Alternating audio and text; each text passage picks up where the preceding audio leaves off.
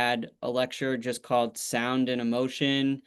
And what I understood it, inherently because I grew up loving music and writing music. But what I found as I was transitioning into this more design world, um, is that sound for marketing, for branding, especially as we're talking about virtual reality experiences, any kind of immersive experience, sound is so necessary and so powerful in telling the story that you want, whether it's a marketing campaign, whether it's identifying what your brand is and trying to get it to stand out amongst the competition, um, whether you're giving presentations. I give so many presentations now, and me having been a professional performer and also being able to bring in bits of sound design and music into my presentations, like, just makes me look so much more professional. And I approach it like I'm still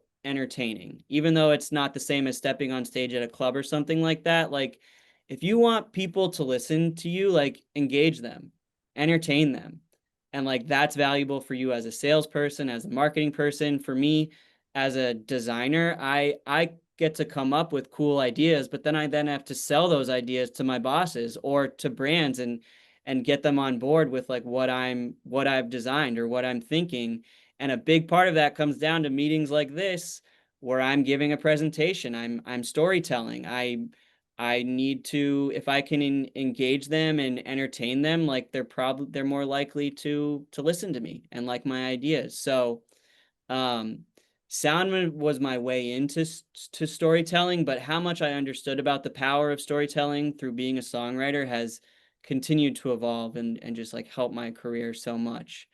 Um, and so I, was working at the school a bit. I was working at a design firm part-time in LA, like a interactive art and architecture design firm. So that's like things that go to music festivals, like interactive sound and light installations that go to music festivals or exist in public plazas, or like brand activations.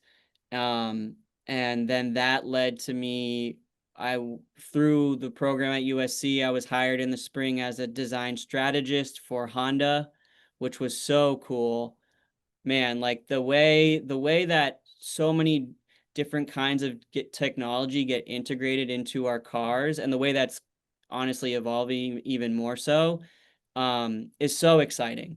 Like, and as we're, talking a lot about autonomous driving, that was a lot of what we focused on because we were looking towards the future of Honda.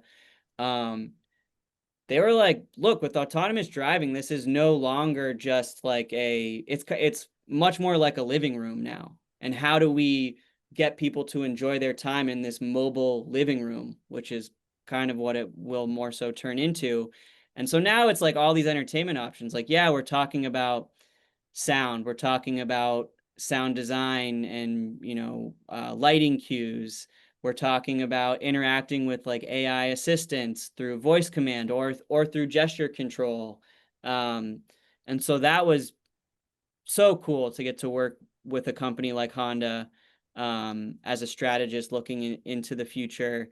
And then I was hired by Brunswick Boat Group, which is the biggest corporation in the world, for like marine recreation and boats. So, they own 40 major brands, everything from like Boston Whaler to Sea Ray to Mercury Motors.